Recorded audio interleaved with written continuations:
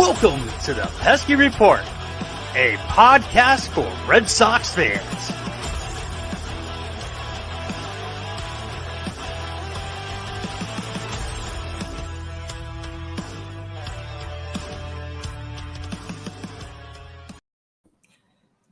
Welcome one, welcome all to the Pesky Report, episode 184, Minor League Recap Extravaganza. I'm Ed Hand, and I'm joined here today by two returning guests that we've had before that I'm just super excited to have back. We've got Hunter Noll from Bo Sox Injection, their prospects guru, prospects god, whatever you want to call him, that's what he is, and Ben Wilson from Prospects 1500, my former Sox Prospects coworker who is currently muted. I'm gonna. I'm here. Thank you so much for having me back, Ed. Hunter, great to talk, and we're gonna dive into a lot of amazing names and talk about what was a really exciting year in the system. So thanks again for having me. Oh man, I'm just happy you guys wanted to come back. You might wonder why we sound so happy after the Red Sox finished last this year, but the oh, hi, Penny. Yeah, see, I told you she likes to scream at things outside. The reason that we are so happy right now is because of the Red Sox farm system. Is things are looking up for them. What do you guys think there, Ben? Yeah, I mean, really, Bloom's big charge was to, build the winner at the big league level, and it's been kind of a yo-yo there. Obviously, I mean, two wins away from the World Series last year. A last place finish was really tough this year.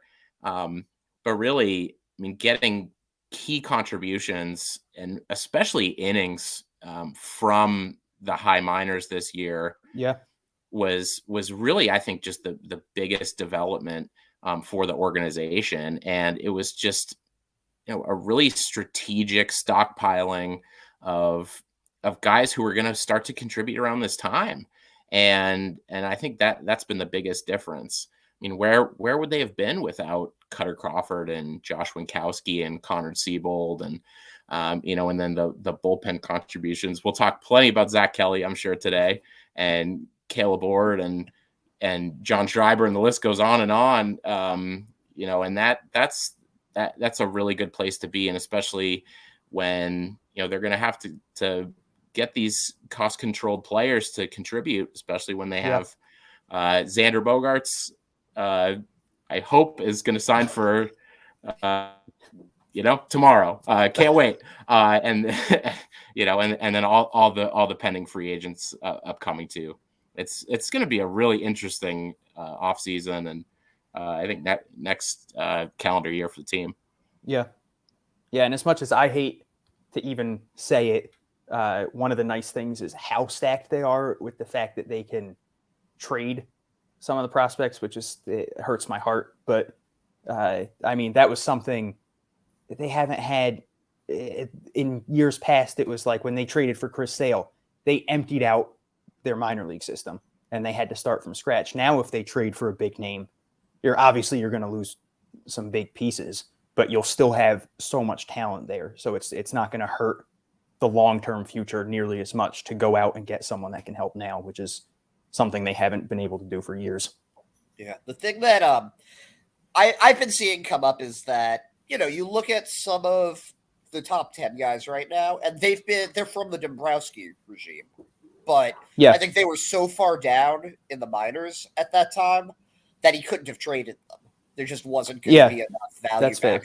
I think back to that 2019 season when they defending World Series team, spending the most money out of anybody, and their only mid-season acquisition is like Andrew Kashner.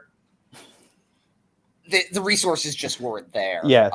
So, but that's not to say that Dombrowski wasn't without his good finds. I mean, Cedon Rafaela, Brayan Baio. I think, there's one. I mean, Cutter Crawford. There's some pretty decent players. I feel like I missed. Oh, Tristan Casas. Yeah, no, there were some pretty major guys that came from his regime. But what's really cool now, as you alluded to, is that they can deal from that stockpile without having to give up their top talent. They don't have to trade Marcelo Meyer. They don't have to trade Cedon Rafaela. They don't have to trade Brian Mata in order to give some good talent, but get back some strong talent also. Yeah. And I just look at the system, and my first thought is, and this is somebody that I don't think we're going to be talking about superlatives later, but I don't think this guy's going to be coming up in any of them. And that's Nick York, who started last year pretty easily a top 3 prospect and has sort of fallen for the system. It has sort of fallen off the wayside a little bit, but he's still he's 20 years old and playing at high A. Yeah. But there's just so much infield depth in the system right now. Edinson Polito, Brainer Bonici, Mikey Romero. There's plenty more than that. Christian Koss, a little bit higher up. And, Jeter Downs didn't exactly impress in his debut, but he's still relatively young, and there's still a lot of talent there. Yeah. So there's room to trade without really feeling the loss in the system. Who do you guys think are players that have really grown their stock and we might end up seeing dealt because of that surplus of talent? Oh, that's tough.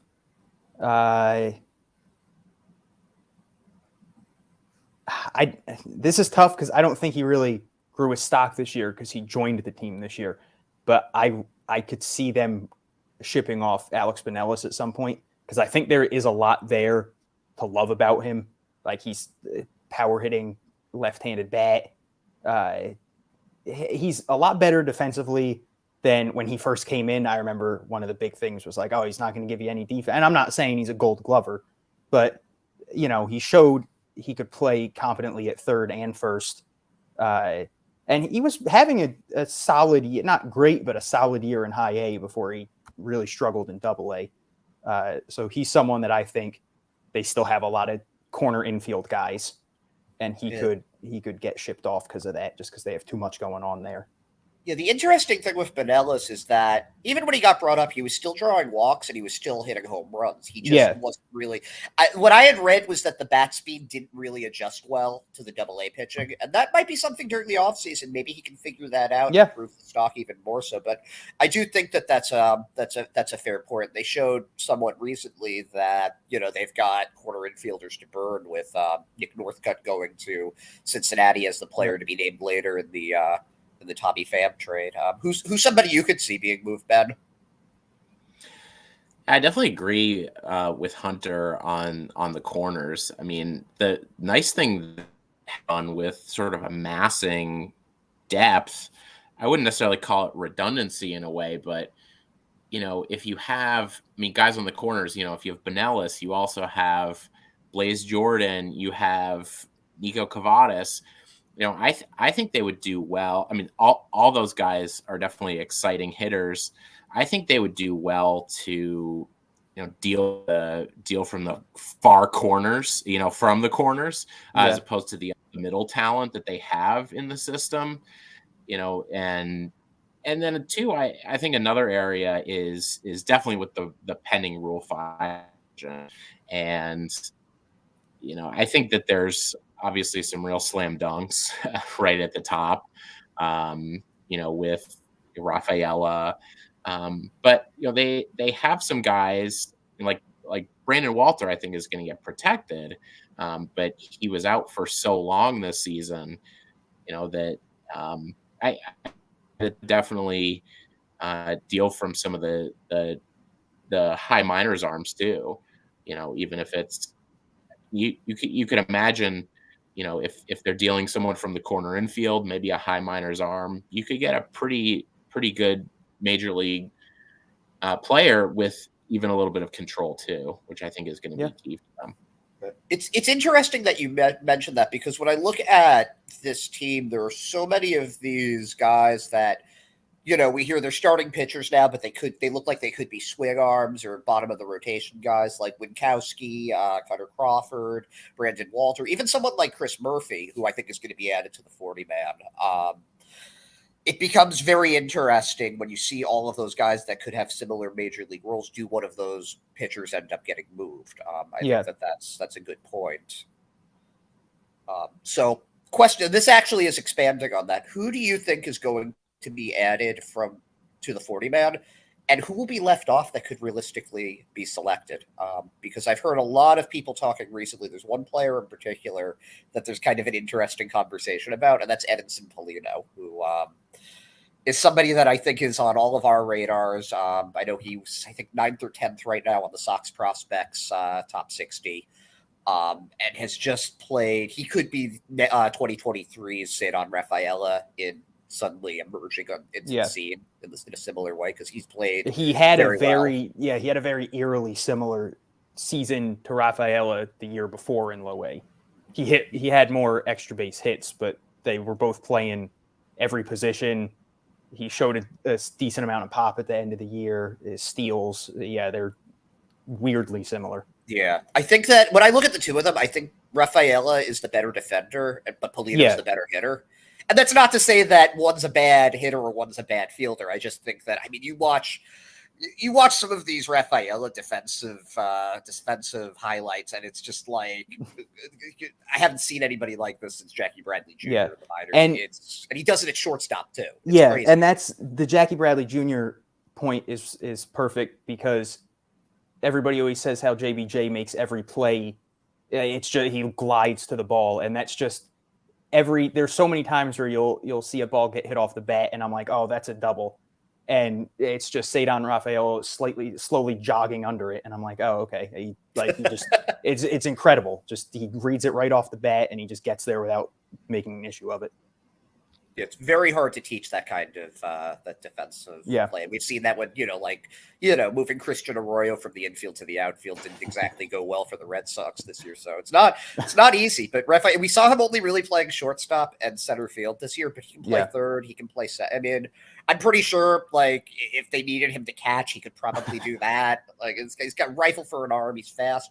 His floor is major league utility guy, and we'll see if there's more to him than that. But we're going to talk more about Cedon Rafaela in a little bit. So, but what I want to know, back to the original question, is who do you think's getting protected, and who do you think they might lose to another team? And we'll start with Ben on this one.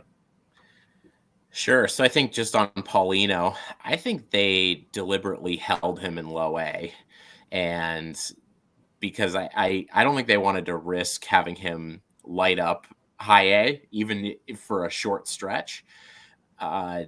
Because, I mean, if you just run down, he was second in low A in hits, led in doubles and triples, second in runs. He was top 10 in home runs, top 10 in RBIs and walks, top 15 in steals. And, I think, and he just turned 20. So if I were to bet, I think that they are either going to try and sneak him through or unprotected, or they're going to try and trade him as part of a bigger deal. That would be that would just be kind of my read on it, just based on how they held him at low A, because I think it, I mean, left-handed pitchers did neutralize him a little bit this year. So, I mean, he had a //203, 286, 284 against lefties. He did plenty of damage overall to make it count. And that's, I'm not worried in that way, but, I think that there's, I think that the Red Sox are going to hopefully try and sneak him through just based on those. Yeah, it's very hard to put, because with the Rule 5, they'd have to keep him on the major league roster for the entire season, like the 26-man roster, not the 40-man. Yeah. That's hard to do with a guy that's never played above like regular A ball. So at the same time though, plays a lot of different positions and he's fast, so you could use him off the bench or something. But I tend to agree with your thinking there. I hadn't even thought about them intentionally holding him back, because I was surprised is that he and Brainer Bonici didn't get brought up to to high A to end the season, especially with like the influx of FCL talent that was moving up. I kind of expected more of a chain reaction than we got there. Yeah, because there were a lot of guys that weren't playing at the end of the year then. Like, I think Bones missed the last 2 games, and I was like, we can just one more game, get him to 100 walks, but oh, he was so close too. That's a guy that we're going to be talking about too, I think, because he's just a very interesting prospect that could, I think, have a lot of different outcomes. But yeah, and then I think one other low minors player who I think will be protected is Wilkerman Gonzalez, and he made 4 starts at high A to finish the year, and they were his 4 best starts. Yeah. So I think where he is, I think that makes him I would imagine that would make him a protect, based on just that body of work, how he ended the year, and especially, with how well he did at high A. Yeah, I could see that being one that they put on there for certain. I think Raphael is a pretty obvious pick to go on it. I think that probably Chris Murphy, probably Brendan Walter. Who do you have, though, Hunter? For sticking on, I definitely agree with all those names. Obviously, Politi. I mean, he'll probably start in the majors AJ anyway. Politi. So that I think one that I think they're going to keep off, which is frustrating because I think there's something there, but he never seems to put everything together, is Gilberto Jimenez.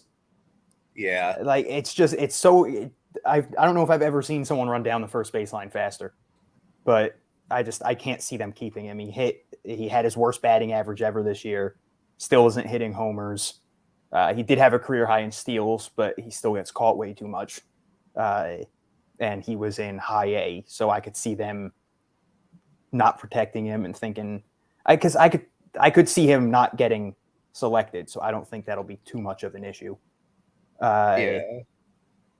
Outside of that, I think there's a couple tough ones, because I think someone like Ryan Fitzgerald, like he's definitely got the potential to be a good depth guy, but I don't know if they're going to want to use a 40 on him if they have to protect other people. And then someone like Cole Cottom, I think they got to protect him at this point because he's in AAA now. So he's probably going to be their emergency catcher at this point, unless they go out and sign someone. But I would say right now, because I don't think Fernandez is coming back. I feel like there was something with Fernandez where it was like they're probably moving on. But even if they keep Fernandez, that's Cotton would be next up. So I think they'll protect him. But outside of that, the younger guys, there's here's one, Thad Ward. Yeah, he's in the Arizona Fall League right now. And he's got to get protected, right? He looked so good coming back. Yeah, and he's 25, so he'll be the right age there that you have to. I think that's a good one. I think that's a good bet that we'll see. He was firing for even when he got brought up to AA. I think he had like an ERA like in the mid 2.4 something. Yeah, and he looked great back in, I guess it was 2019 now. Yeah, when he had the breakout year, and then he just had those 2 bad starts and got hurt. But yeah. So there's a guy. Okay, so now we're going to jump a little bit into our superlative. Now, I asked Ben and Hunter to come up with their winners and their runners-up for a few categories, and we're going to go in reverse order of the list that I gave. So we'll go, it's going to be Draftee of the Year, Defensive Player of the Year, MLB Graduate of the Year, Comeback Player of the Year, Most Improved Player, Relief Pitcher of the Year, Starting Pitcher of the Year, Hitter of the Year, and last but not least, Player of the Year. And there wasn't I didn't really give that much of like a criteria for how you pick these. I think I tried to just do guys that weren't that were rookie eligible this year. That was the main criteria. Obviously, some of them like Draftee of the Year you had to be drafted this year. And that's where we're going to start. So for my 2022 draftee of the year, the runner-up was the first-round pick, Mikey Romero, who, didn't do anything to disprove why he should have been a first-round pick. He hit fine. He played good defense, fast. But one guy, and we were talking about him before we started recording, one guy did a little bit more than everybody else, and that's Chase Madruff, who was the fourth-round pick, kind of came in quietly and just absolutely tore it up. He got one game in the FCL. They brought him up to Salem, and he kind of just hit the whole way through. I wouldn't be surprised to see him start the season in Greenville High A. But he's my pick for the 2022 draftee of the year. How about you, Hunter? I had the same exact order. I had Mikey Romero as my runner-up. I had Chase Madruff as my winner. And I think, if I'm not wrong, the first pitch he saw in low A, he hit for a homer, which probably should have told us how he was going to play the year. But yeah, it was definitely the first at bat. You watch these a lot. You watch the actual games more than I do. So I feel like you definitely have seen a little bit more of his swing and all that. How does he look like just watching him play? One of the things I liked was his defense. I don't think he's like this gold glove defender, but he's definitely got a really smooth swing, going to be a more offensive minded catcher. Or second baseman. So I think the fact that he can play the position well, he's not going to hurt you in the field, is amazing. A lot of line drives, but there's absolutely nothing wrong with hitting a lot of line drives. And as you said earlier, the power tends to come. He's played 40 games in the minors. Give him time to work on that. But so I think he is someone that could get that power swing going a little bit. But if he doesn't, and he just wants to pepper the green monster all the time, I'm not going to complain about that either. Yeah, and I mean, Salem's a tough place to judge the power with, because that's Salem's that's one of the big things. Whenever someone would get called up to Greenville, it was like, oh, now they might actually start hitting homers, because that place is a barren. As Blaze Jordan can very much attest to. Yeah. How about you, Ben? So for me, my draftees of the year, I had Roman Anthony, and Roman Anthony is, he's the guy for me from this draft class. There's just unbelievable power and speed, and he's I think in his point debut, that was both in the Florida Complex League and Low A. I think the most important thing for me with Anthony is that he had a 9 walk to 8 strikeout ratio. Love that. In his 83 plate appearances. And for an 18-year-old, wow. For really, really young, and especially for a player whose power is really the calling card. So I think it's a very good sign for his development there, and he's a good outfielder. So I think that Anthony, to me, is a really exciting player. And my other nominee is the 9th round catcher, Brooks Brannon. And Brooks Brannon, I think, was in certain ways kind of a key of their draft class. He was in the 9th round, but he got over $700,000 as a signing bonus. And, he was really a top ranked high school player out of North Carolina. And he has enough athleticism where he can play first base and outfield. And he had a very small 5-game sample, but it was ridiculous in the Florida Complex League. He had 6 hits, 3 extra base hits, 5 runs batted in, and his triple slash, I know it's a small sample, but it's 462, 533, 846, which is just a monstrous 1380 OPS. And he caught all 5 games. So I think, having the sort of athletic catcher who can play first base and outfield, I think Brandon's going to be really one that's going to be a big riser next year.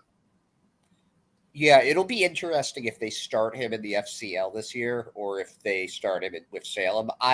Just because he had like 5 games, like you said, I kind of think that they'll continue conditioning him and kind of getting him ready to start the FCL season, but he'll probably finish the season in Salem, which, for a 19-year-old, that's not bad. And if I remember correctly, he also had the highest amount of home runs for all the high schoolers last year, which is pretty cool when they managed to get a guy like that. I know he had I think he had a commitment to like UNC or some Southern school like that, that they ended up giving him a lot of money for. But yeah, those are also two good ones. Let me just ask you with Anthony, would you say he's the second best outfield prospect in the system right now behind Miguel Blaze? Yeah, well, I think outfield has been, I would take Rafael over Anthony at this point. But yeah, I do have Anthony in my top 10, and I think that he is, given they haven't had this kind of well-rounded tool set in the outfield, particularly from the draft in quite a while. So I think that it's kind of a unique, a unique profile in their system a little bit. So, so I think Anthony's definitely, Mikey Romero is a phenomenal player too, the first round pick. And I get a lot of Andres Jimenez vibes from Mikey Romero, who Andres Jimenez just broke out big time with the Cleveland Guardians this year, came up with the New York Mets. And, he's, I think just super smooth all over the middle infield, amazing hands, and the line drives turn into home runs pretty quickly. So when the physical development's at that point, so I think they did extremely well in this draft class. Yeah, that's been the impression that I get as well. So that's actually going to bring us to our next superlative, and that's our defensive player of the year. And Hunter, I don't think that anybody's going to be surprised by who we're picking here. But my runner-up, and this is where I think things might differ a little bit between us. My runner-up was Brannon Bonici, or Bones, as Hunter's really cool nickname for him, actually. Just a smooth, athletic player. You can kind of stick him anywhere you want to in the infield, and he'll do a good job with it.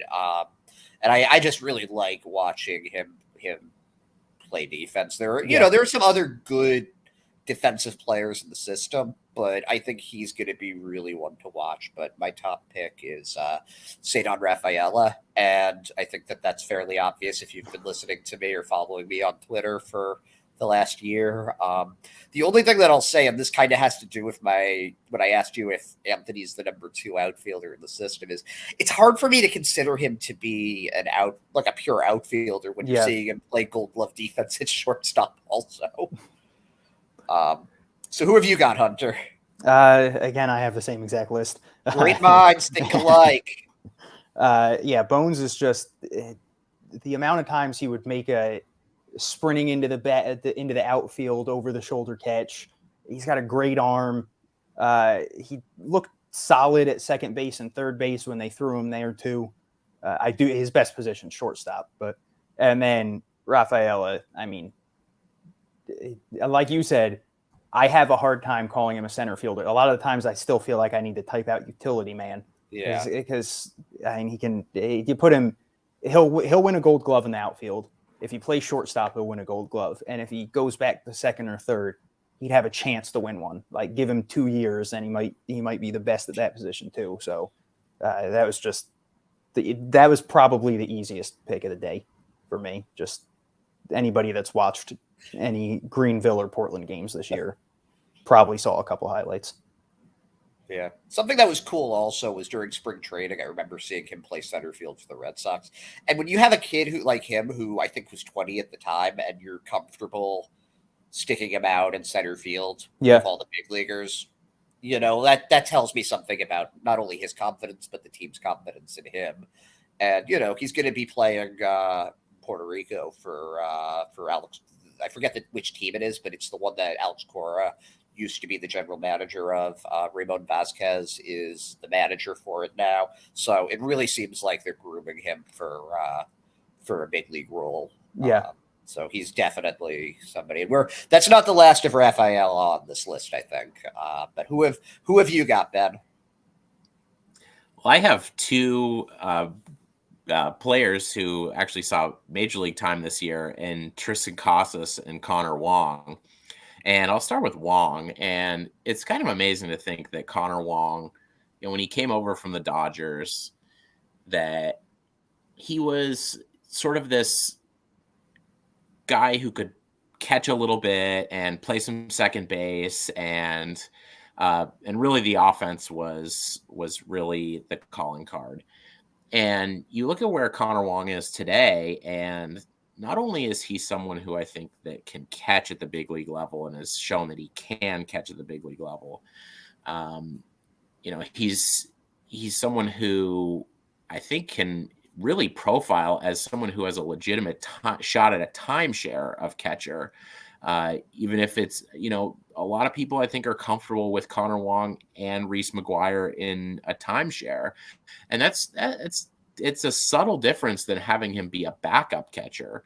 But I think that, the fact that Conor Wong's, a veteran like Nate Eovaldi really thrived with Conor Wong behind the dish. And so I think that the work that he did, to be able to put himself in a position where, he could get a, barring a big shakeup at the catching position, he could get a pretty substantial percentage of the time behind the plate next year. And I think with Tristan Casas, what a debut for Casas at the big league level. And, he was, the plate discipline was just extraordinary against big league pitching, and the batting average doesn't do justice to how incredible he was and his ability to get on base. And, by the end of the season, he was batting second, and that's really outstanding. He was working some of the best at bats on the whole team. But this is the defensive side of things, and Casas is just smooth as silk at first. Yeah. And he's big, but he's graceful, and he can pick it. I think you can see how many times Rafael Devers gives his best throw, but Casas saved him with a massive stretch to make it I think really look like an out that was a lot like not as close as it really was. But really, the plays that are most exciting to me for Casas, he made this play in Tampa Bay. There was a runner on first, and he was holding the runner, and there was a sharp ground ball to him. The first baseman sort of clears themselves. They sort of step towards home and then throw to second. Casas didn't even step in, and he fired a perfect throw like over the runner's left shoulder, and it was extraordinary. It's those kind of subtleties that I think Casas, his instincts defensively are incredible. I was really blown away with what he was doing right away at the big league level. Yeah, this is sorry, go ahead. First. You first. I was just going to say, this isn't a dig at anyone, but I found it incredible. Multiple people got mad at me for saying that Casas was an upgrade defensively from Dahlbeck and Cordero at first. And it just, like, nothing against those guys, but it's incredible how much of a difference it is. And I don't know why some people want Casas to fail. They want to look smart or something. I don't know, but it's such a glaring difference. Yeah. And his, just having that extra size. And Bobby Dahlbeck is a big guy, but he's not as flexible as Casas. I'm always amazed with those stretches, how easy he makes them look. Yeah. But I remember I got to go to one game this season with the press pass. So I got to watch, it was at Polar Park, and I got to watch batting practice beforehand. And Casas takes his swings. And I'll say this, there were really two guys stood out in the batting practice, and it was him. And this was right after they traded for Emmanuel Valdez. And boy, can he hit. Boy, does he get through, because he's not a big guy like Casas. Like Casas is, like a football player there. Valdez is much closer to Cedon Rafaela, Mookie Betts, somebody like that in size. But boy, does he get some leverage on those pitches. But after he was done with his swings, Casas goes over to first base, and he's just practicing his scoops while everyone else is taking batting practice. And he did this. He must have been there for 20, 25 minutes, just taking grounders, taking scoops, kind of stretching out. That work ethic is really going to do him well, and you kind of see it with how he swings.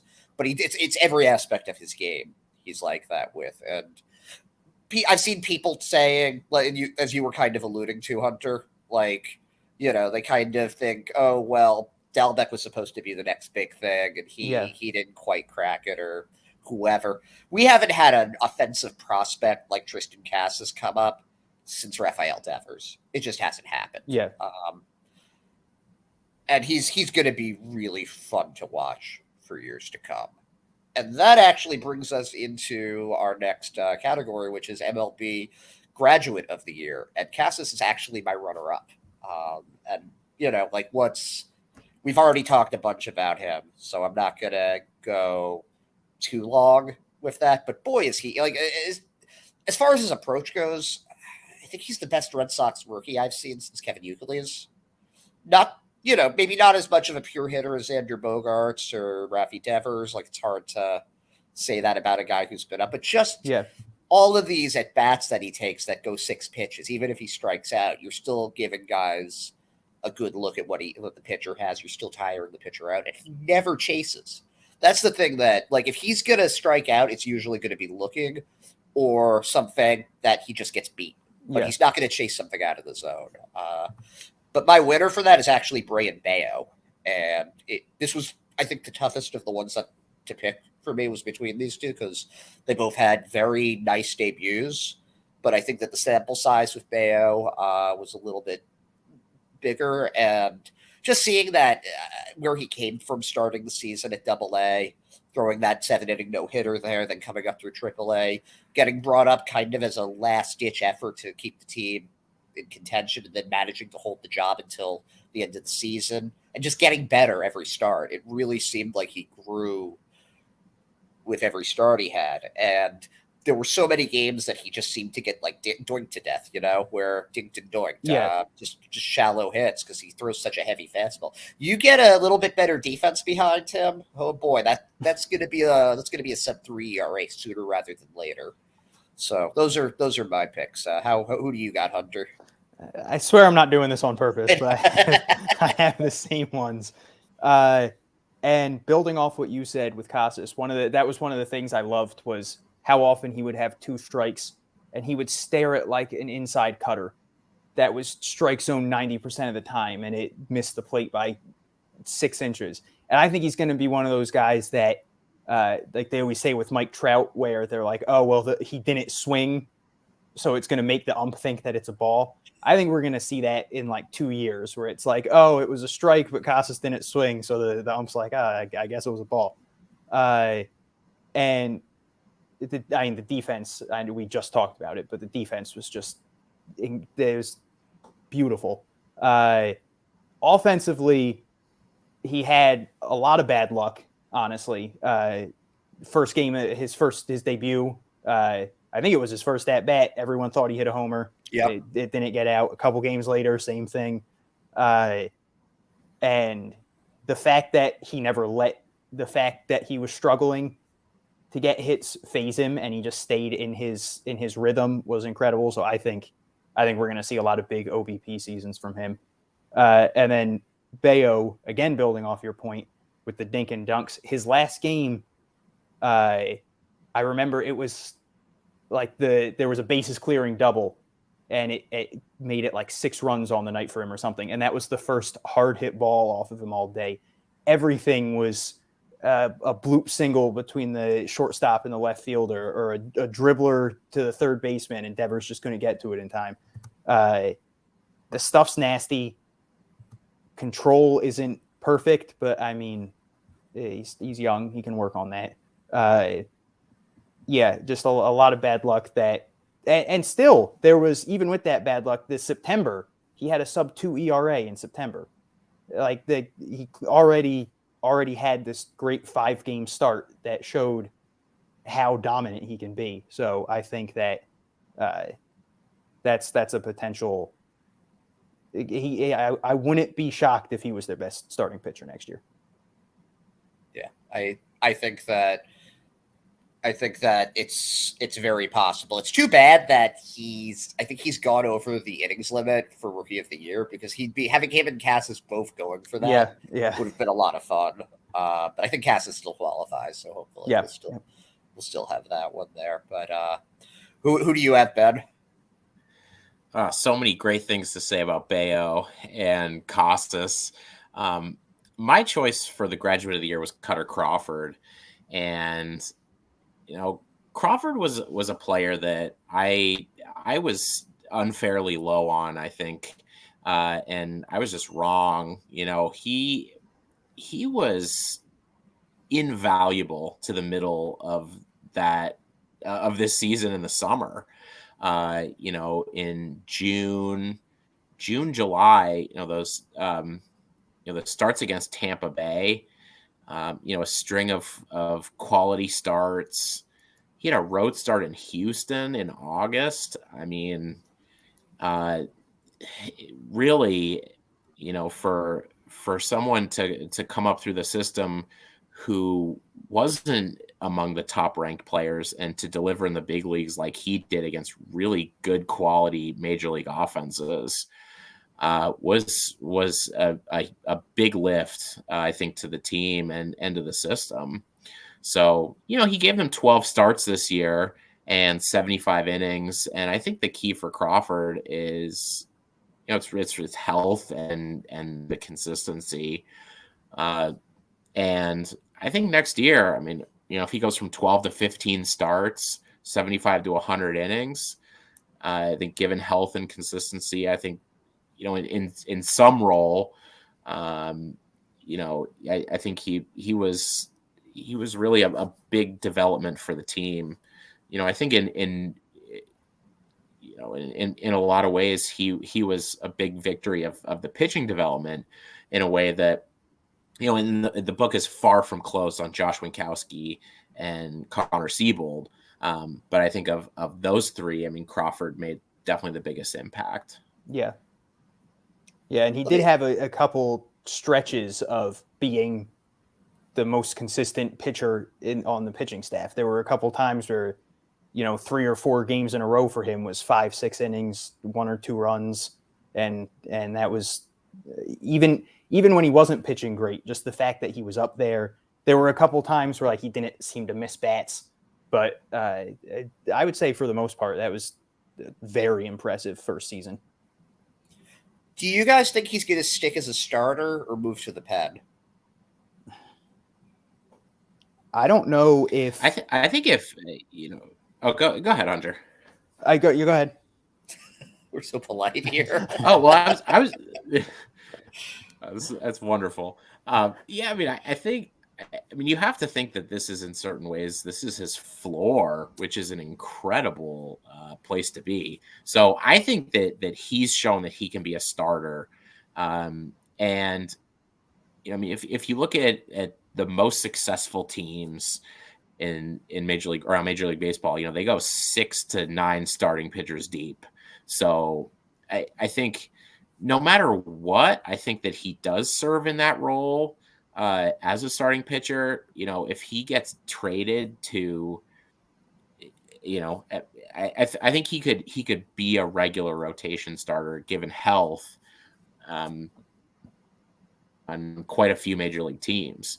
But I think for a playoff hopeful team like the Red Sox, if he's, I think like a 12 to 15 start window is kind of his sweet spot, I think, for a contending team. I think the issue with him is the consistency in his stuff. He has, I mean, sometimes the pitches look filthy. You'll see him on Pitching Ninja a lot sometimes, but I don't know if it's like a dominant reliever type. So I kind of see him in that same role of like a middle innings, 2 or 3 innings, and then the spot starts whenever they need it. So like 10 to 15 starts a season. But I think if he stays on the Red Sox, he's not going to be a full-time starter. But I could see if he went to someone like the A's or something, I could see him being a rotational guy. But I think in Boston, he's going to be kind of in the middle somewhere. Yeah, his wind-up is like his delivery makes me a little concerned about his health, just because it seems kind of like it's a little violent, and something that you can burn out your elbow pretty easily with. But there's no denying that the talent is there, and he's really come a long way from Tommy John surgery, which actually brings us to our next category, which is comeback player of the year. And I'm going to be pretty fast with my runner-up because we already talked about him, but that's Thad Ward. Came back from Tommy John, pitched pretty well, got to start a playoff game for Portland, and now he's in the Arizona Fall League. So somebody to keep an eye on. But the big one, and I think Hunter and I are in agreement on this one again. So I'm going to let you say who the winner is for this, Hunter. Because my runner-up was also Thad Ward. So and the winner, Brian Mata. Yep. I mean, just insane how good he was, which I loved, because back in for the first 4 years of his career, he was always the youngest player at whatever level he was at, and he was always dominating. And it seemed like he was getting, not even just within Red Sox Nation, but like he was getting like national, like, oh, this is a must-see pitching prospect. And then 2020, no minor league season, 2021 injury in spring training. So he didn't even it's not even like he pitched one game. And I feel like he fell off a cliff in terms of people mentioning him at all, which obviously when you're hurt, nobody's going to talk about you. But just, I feel like there should have been a little hype for him coming back. And I feel like I saw very little like, oh man, Brian Mata's back. And immediately, just at every level, he started, low A rookie ball, looked great. High A, I think high A is the only one where he had a couple like actual rough starts, and then dominated in Double A and made his Triple A debut this year and continued to be fantastic. He can hit 100 on the fastball, disgusting secondary stuff. So I mean, that was an easy choice. Yeah, and the thing that's interesting with Mata also is that he could be a setup man and be very good there, or he could be a starter and be very good there. Yeah. And when he was first coming back, I thought, okay, that we're going to see, because he's already on the 40 man. And I thought, okay, we're going to see his transition to the bullpen now. And I kept on waiting for that to happen, and it just never did. And he had some starts where his control really wasn't there. Yeah. And that, I mean, even before the injury that happened, but generally coming back from Tommy John surgery, that's the last thing to return is going to be your control. Yeah. But if I were to bet on any prospect making their debut next year for the Red Sox, it would be Brian Mata. And I don't know if it'll be as a starter or a reliever, but I'm excited to find out which one it's going to be. And for the control point, he did make a lot of improvements in that in 2019. Like he pitched more innings than he did in 2018, and he had like 30 less walks or something ridiculous. So he was making major improvements in that before the injury. So like you said, it comes back a little bit later. You're getting used to throwing 100 again. So it's excusable if you miss your spot. So I don't think that that's as much of an issue as it looked. And he had a decent amount of starts this year where it wasn't an issue, but there were some games where you could just tell something was off, and 5 or 6 walks, and that racks up quickly. Yeah, it was definitely boom or bust in the control department, but not to overhype or anything, but he was basically Braden Baio before Braden Baio started emerging. So it's been a while since the Red Sox have had this many legitimate pitching prospects at once. I think it was probably Lester and Buchholz, and I don't want to compare the two of them to that, but that's how I don't consider Eddie Rodriguez to be a homegrown player because they traded to get him. Those were like the last two home developed pitchers, I think, that I would consider in this tier, with apologies to Tanner Houck. So who do you have then? Same duo, Thad Ward, Brian Mata. And I think on your point, Hunter, I feel like Brian Mata has been around for so long, and we've been talking about Brian Mata and hyped up for Brian Mata for so long. I think there's a little bit of prospect fatigue with Mata, just in terms of, he's been around for a long time. We've all been hyped. But I know that there's really good big league innings coming, and he's only 23, and I think it just speaks to the level of talent that he's had for so long. And and I think Thad Ward, he is definitely on the older side. The 40-man decision is coming. Seems like it's going to be a very easy add, especially with already off to a strong start in the Arizona Fall League.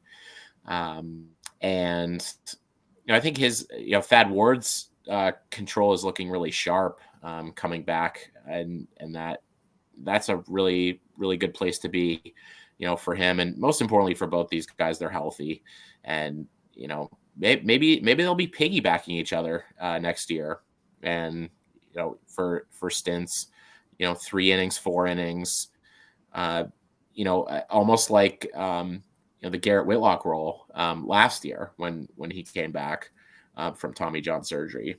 Kind of be really strategic about these multi-innings stints a couple times a week for them. Yeah, it would be a very interesting use with them. That you mentioned that. I think that they'll probably want Ward to get a little more time at AAA. He's barely pitched at AA, but I wouldn't be surprised to see him in a role like that at all.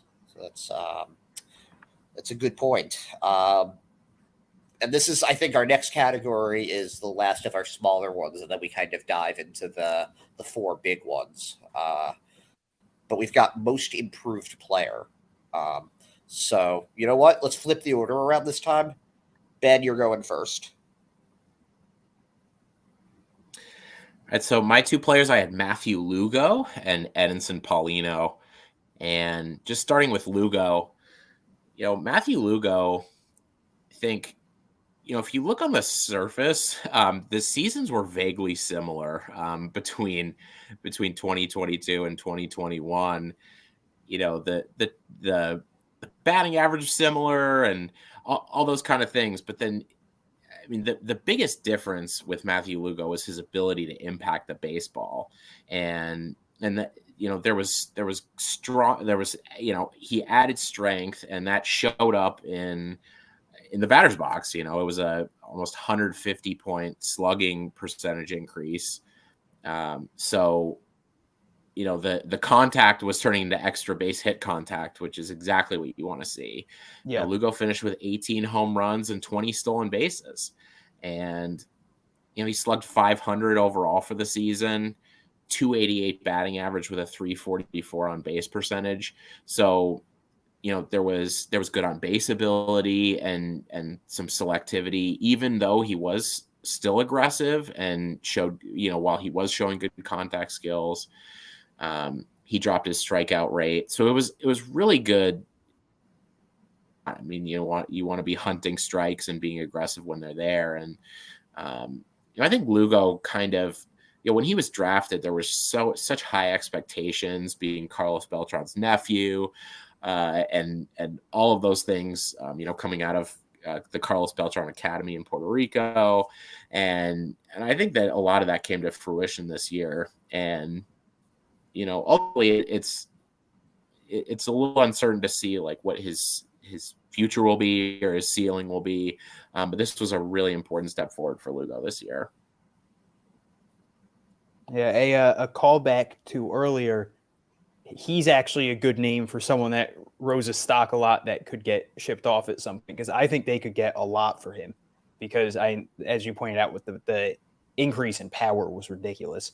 And the fact that he didn't lose any of the batting average, he kept the speed, his defense improved, even though there's a lot of errors there. But if you watch him, he looks better in the field, I think, than the numbers show. So I could see them getting a big return for him, honestly. And if they keep him, awesome. I think he has a high ceiling, but that's a middle infield guy. There's just so much talent going on there already. What I've heard with Lugo, and he was my runner-up also, is that he's going to be starting next season at third base. That's going to be his primary position. And it seemed like his defense got a lot better when he moved there. Not that he was a bad shortstop, but as you said, there were a decent amount of errors there. But very athletic, really seemed to take the next step forward. And there's just so many middle infielders on this team. He's not particularly old. I could see them definitely getting something valuable for him, or holding on to him and letting him start the season at Double-A and kind of, there's a shortstop spot open there. They don't want to, if they want to keep an Ellis at third, you move up Christian Costa Triple-A. There you go. But was your number one choice then, Polito, Ben? Yeah, and I shared a little bit earlier just how eye-popping Paulino's season was, just in terms of how he performed at low A, and he was arguably the best hitter at low A, and kind of just listing all of the air, like I had mentioned earlier, just his hit output, extra base output. He was he had a high percentage of stolen bases as well. And, Paulino, I think too, given that he had a walk percentage over 10% and a K percentage under 20%, that combination, in addition to, how much damage he did. You look sort of side by side at another really strong prospect at low A, Carson Williams in the Tampa Bay Rays system. He was, neck and neck in terms of performers at low A, and Carson Williams had a much higher strikeout percentage. And Carson Williams is a top 100 prospect across baseball. So I think Paulino's kind of really emerging as I think he's really going to be gaining some national notoriety soon, even more so than he already is, because it was just that good of a season. It's pretty rare to see what he did, and it was. And I think the most fun thing about Paulino is he's just fun to watch. He has flair and style, and when he hits a home run, it's like he knows it, and he's giving it a pimp job every time. Yeah. It's just great, and so he's great. Guys like that are easy to root for, and he's my number one choice here as well for most improved. What was yours, Hunter? Paulino was number 2 for me. I had Cedar Rafaela as number 1. That's a fair pick, also, because he did really up. 2021 was like the breakout. This guy could be a monster, but 2022 was just a whole different level of. He added the power. He stuck at one position and proved how good he is at it for the most part, I should say. He played shortstop too, but the steals were still there. He went all the way up to Double-A and was still dominating. So that, to me, that was the big thing too, because he hit, I don't remember the exact numbers, but it was around 250 in low A, I think, with 10 homers. And it was there's clearly something there.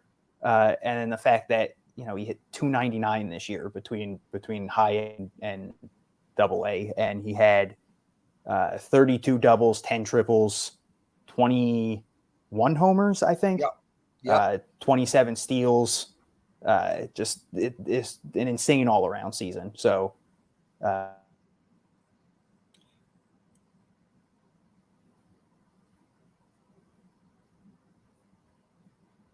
few times for me, but I still had to do it. Couldn't not do it.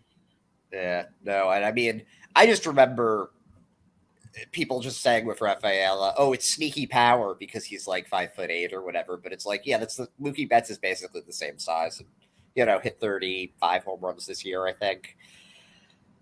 But I don't think Mookie's a good comparison for him. I think that they're kind of different players. The vibes I get are Kike Hernandez. Yeah, that's a good comparison. I like that. Yeah, I mean, especially because Rafaela just makes so much contact, and I think that it's going to play really well for Rafaela at Fenway Park. Especially as he gets stronger with his, when he continues to develop physically. The Green Monster is short for him. The power alley in right center and the triangle is big for him. So I think all of that kind of will really play into, a really, really bright future for him. I mean, he's not going to walk a lot. So, and I think Kike Hernandez is a really stellar comparison there. So we've got our smaller superlatives out of the way. Now we're moving to the big four, and the first one of those is the relief pitcher of the year. Hunter, you start this time. All right. Runner-up, Michael Gettys. What he did this year was so cool. Last year, he was brought in as an outfield prospect, already in AAA, coming off a really big year, honestly, in the Padres AAA system. But there was a lot of questions with the strikeouts. He couldn't put the bat on the ball. And that really showed up when he was in the Red Sox system. And by the end of the year, he was in rookie ball pitching and started this year in high A. And the first 2 months was terrible. People were hitting him hard. Every outing, it was like 1 inning, 4 hits, a run, a walk. And then something happened. I don't know who talked to him. I don't know what he changed, but he was I think it was like his last 13 innings or something like that in high A was like 1 run, 5 hits. It doesn't strike out a lot of guys, and then he moved up to Double A and posted like a 0.49 or 69 ERA. I think he had like 1 earned run in 18 innings. It was phenomenal. He doesn't, like I said, doesn't get a lot of strikeouts, but he doesn't walk people, gets a lot of ground balls. And I think he changed his career. He has a chance to be a legitimate relief pitcher now. I think the fact that he doesn't get strikeouts is going to turn people off, but as long as he keeps the ball on the ground, who cares? At the amount of times he would come into a game and get a double play immediately, stop a rally. And I just feel like he doesn't get talked about a lot. So I thought I'd give him a shout out there. And then winner was Andrew Politi. Just kind of surprised he didn't get called up to the majors. I mean, especially end of the year, you're already out of it. And clearly they were giving some people that little look, but I can't imagine he's not either on the opening day roster or the first guy up when something happens. Just spectacular in Double A for the first 2 weeks of the month of the season, and then didn't slow down in Triple A. 2-something ERA, a lot of strikeouts, doesn't walk too many people. So that was an easy win for him.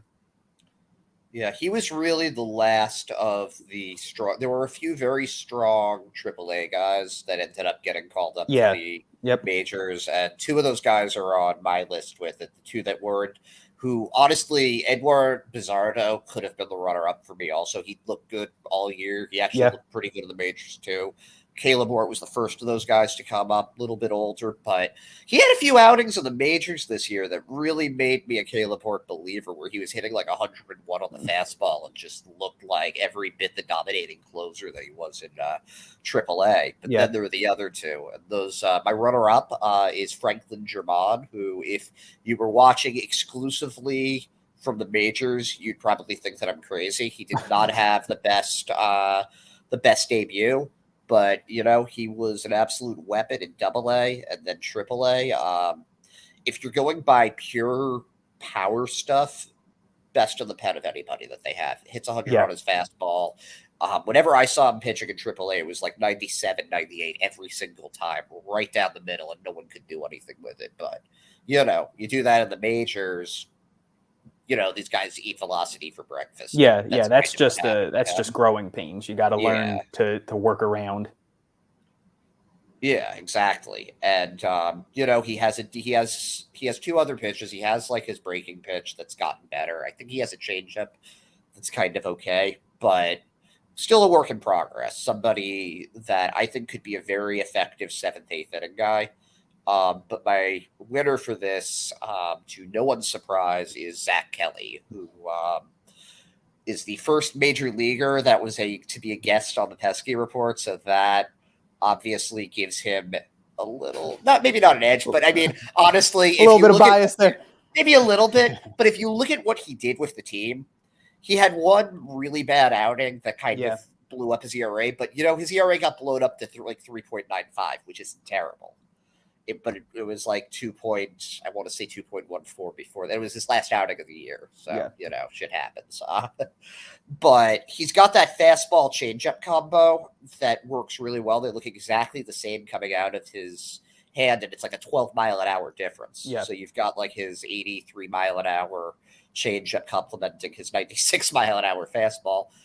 It's hard to hit that. It's really hard to pick up on that. And you can kind of see with his contact stats, people were hitting him, and especially that last outing. But he was gassed at that point. His velocity was down, so he was topping out at night from 98 to 95 on the fastball. I heard that his the pitching that they were working on his mechanics a bit, and that caused a little bit of a dip in the velocity also. Not that it affected him every start out, nor is that really an excuse either. But it tells me that they see some stuff with him that they want to continue working on. But he's, of all of the guys that they brought up, I think he's the one that I really feel the strongest about belonging in the bullpen next year to start the season, even if it's in kind of like a middle relief role. I think that his ceiling is the control still isn't 100% down. So I think that the ceiling is probably 7th, 8th inning right now. But you need guys like that. Yeah. And it's just him coming from, he was an undrafted signing. They signed him for $500 out of college, and he got cut from his first team, got picked up from the edge. So it's really just been a real story and perseverance. And if you ever, like, one of the most down to earth people you're ever going to talk to, just somebody that really deserves the success that they've had, and has also really earned it. And I think that I wouldn't be surprised if he's like a pretty important part of the bullpen next year. So who do you have, Ben? Yeah, I think piggybacking off that point, I think really for this next wave to work for the Red Sox, they're going to have to mix from developing, hitting on some of these internal pitchers from the minor leagues. And I mean, to get Zach Kelly and John Schreiber, who are profiling to be key pieces of the bullpen heading into next year, and you make a free agent signing or two, I'd really want them to avoid making a big trade for a relief pitcher. That usually doesn't end very well unless there's some substantial control there, as evidenced by one of my nominees, who's Taylor Broadway. And so Taylor Broadway, pitched 6 innings in the Red Sox system this year because he changed his sock color from the White Sox. He came over in the Jake Diekman trade, which we will now probably end up calling the Reese McGuire trade. And I think that's a perfect example of why it can be really dangerous to trade 4 relievers from the White Sox side, because, Reese McGuire looks like, barring any other acquisitions, that he's going to be the number 1 catcher next year at a cost-controlled rate. And that's incredibly valuable, in addition to getting Taylor Broadway, who is, I think, going to be a really interesting addition to this bullpen picture. And he's really very physically strong. And in the 6 innings he pitched in the Red Sox system, he only gave up 2 hits, and he didn't surrender any walks, and he had 10 strikeouts, all at Double-A. So, I think Broadway is, he could be a guy who is contributing in the middle of next year if all goes right, and hopefully starts the year at Triple-A, and and can kind of ascend from there. And my other nominee is Ryan Fernandez, and Fernandez took a big step forward this season, and he's not a big guy. He's only 6 feet, and he's not a young guy. He's 24, but he can bring it. He has a lively 96 to 99 mile-an-hour fastball with a really pretty devastating cutter and slider combination. So the cutter and slider, they look similar, but they act a little bit differently, and they have some different velocities too. He had good control, only 11 walks in 39 innings. He was a touch home run prone with 6 homers allowed on the season, but he's a guy who's around the strike zone, and he was in the mix for saves at both Greenville and Portland. He's out. He finished the year with an injury, so hoping that's not going to take him out of too much time or of his development. But it's a good place to be, knowing that here's what the bullpen looked like at the big league level, and knowing that there are actually so many different nominees for this this particular accolade, if you will. Yeah. There's a lot of interesting bullpen guys through the high minors. Yeah, and considering that we were all kind of able to reach different people at various different levels, and we even left off a few that are pretty solid, like like Jacob Wallace or Chase Shugart, or guys kind of in that vein.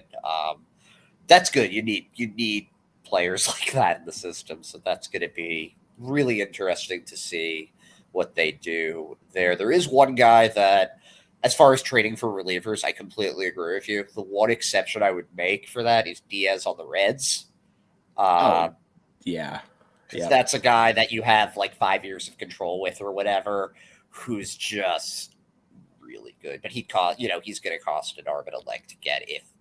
Why would the Reds even trade him? Yeah. But if you look at a comparable one, the Yankees traded for Scott Efros, who I think had 5 years of team control, and he got hurt right away. So the Yankees didn't really get a lot of sample there from Efros.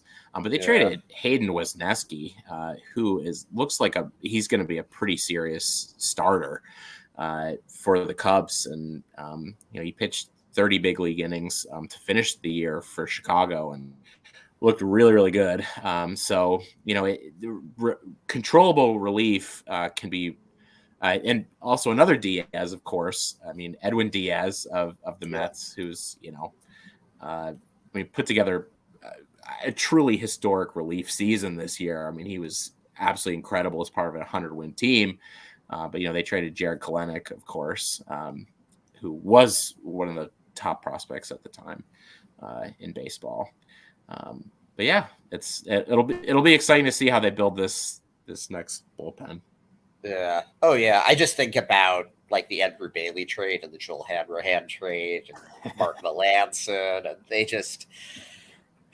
Yeah, trading for relievers is always a risk. So anytime somebody is like, "Oh, we're gonna get one of those," I just think to myself, like, I don't know. I remember Koji Uehara emerging from like a seventh inning role to be put on one of the most dominant runs we've ever seen here as a closer. Jonathan Papelbon was kind of a converted starter, and maybe that's what Whitlock turns into if he doesn't end up being a starter. I personally prefer him as a starter, but that's neither here nor there. I'm fine with either one as long as just pick a lane and stay in it. But yeah, no, there's some very good relief pitching talent right now in the system, and there's some good starting pitching talent too. And I think my starting pitcher of the year is going to be very predictable. It's Brayan Baio. We've talked a lot about Baio and how good he is and how he's the future of the rotation. So I am going to talk a little bit about my runner-up, and that's Chris Murphy, who kind of, we saw a lot of guys come up from AA to AAA and then the majors this year. And Murphy didn't really get talked about that much, but he was, I think, the best of the bunch at AA. Yeah. And he pitched, ERA below 3, came up to AAA. The thing that was interesting about him was that I felt like they were always keeping him in one inning too long. Like he'd throw 6 and give up like 1 run, and then he'd come out for the 7th and give up like 3 more. Yep. And it just kind of ended up skewing his stats a little bit. But here's a guy that, pitched really well with Lowell, got hurt, has kind of just emerged and as a decent starter. I know that there was talk that his control wasn't going to be good enough, and he was pretty gassed by the end of the season because he threw the most innings he's thrown in his career. But, he looked every bit the part of a big league left-handed starter. Yeah.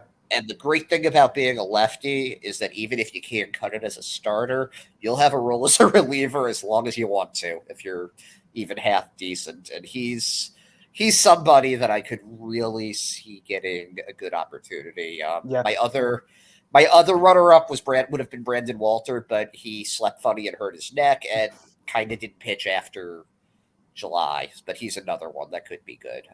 Who did you have there, Ben? So I had 2 younger pitchers. My first one was Wilkerman Gonzalez, and I think this year was a little bit of a U-shape for Wilkerman Gonzalez. And he started at Salem and came out really firing in April. And he had a .57 ERA through his first 4 starts. Then he had really 3 tough months of development with an ERA in the mid-6s. And I think it really clicked for him in August.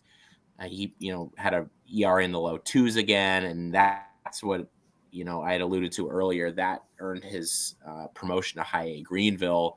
And those 4 starts in Greenville were awesome. And even though there were some ups and downs through the season, he missed plenty of bats all throughout, the season. He had consistently high K rates, and he was really tough at limiting home runs. And he only gave up 2 on the season. They were both in May. And so I think Gonzalez, has pitched his way, even though he's only at High A. His stuff, I think, would, a team could have him in the major league bullpen, sort of like a guy that comes to mind is like Eliezer Hernandez. He was a Rule 5 pick by the Marlins from the Houston Astros system, really young at the time. And I think Gonzalez has enough hype and enough stuff that, especially with his ability to limit extra base hit contact, that, he's going to be an easy protect for the Red Sox. And then my second is even younger than Wilkerman Gonzalez, and that's Luis Perales. And Perales was, he was a pretty hyped international signing, and then he was, he had some injuries last year, and so I think this year was kind of a really anticipated debut for him, debut season at only 19 years old. And he had a really strong run in the Florida Complex League. And he also got a quick look at Salem too. And even though he was pitching pretty much with cap performances,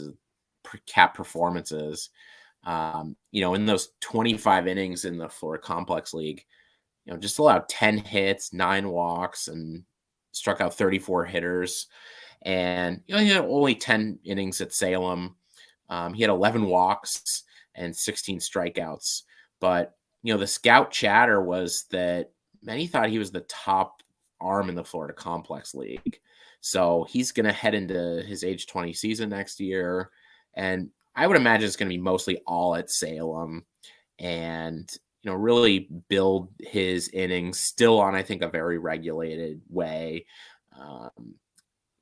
Maybe he takes the Wilkerman Gonzalez path and gets a quick cameo at Greenville to end the year. But, these are the next wave, once the group that we've talked about with Walter and Ward and Mata and Chris Murphy, et cetera, once they graduate, I mean, these are going to be the next big wave coming up. Yeah, it was frustrating to watch Perales in low A this year because he would look so filthy and they'd take him out after 2 innings. And I was like, give me 1 more inning, give me 2 more innings, give me something. But yeah, he's got stuff. He's definitely got stuff. Yeah, he's one of the highest ceilings in the entire system right now. If in that wave, there's like Elmer Rodriguez Cruz and Edinson Polito, but he's definitely Wilkerman Gonzalez, but he's definitely the one that stands out the most is Perales. Who do you have, Hunter? My winner was Brian Mata, which I've already talked about. So yeah. My runner-up was also Chris Murphy. I think something people might not realize with him if they're looking at his AAA stats and how much worse they were than his AA stats was this is exactly what he did last year too. Is he pitched really well in high A, got the promotion to AA, and he wasn't bad, but he struggled a little bit more. And then, you're getting used to it. And he came up and then he started this year in AA and he dominated. He just needed, that month, 2 months to get acclimated to it. So I think he's going to kind of ride the same wave next year. And now that he's got that time in AAA, he'll put it all together. But that was one of the more frustrating things, as you pointed out, with they'd always pitch him an inning too long. It always seemed like he had 1 bad inning. Even if it was at the start of a game, it would be like, Murph gave up 3 runs in the first, and then he'd pitch 5 perfect innings the rest of the way. And it's like, if you look at the box score, it's not the best start in the world, 5 hits, 3 runs, 4 runs. But if you watched the game, he was so good for 95% of it. So I think there's a lot there. I like his pitch mix.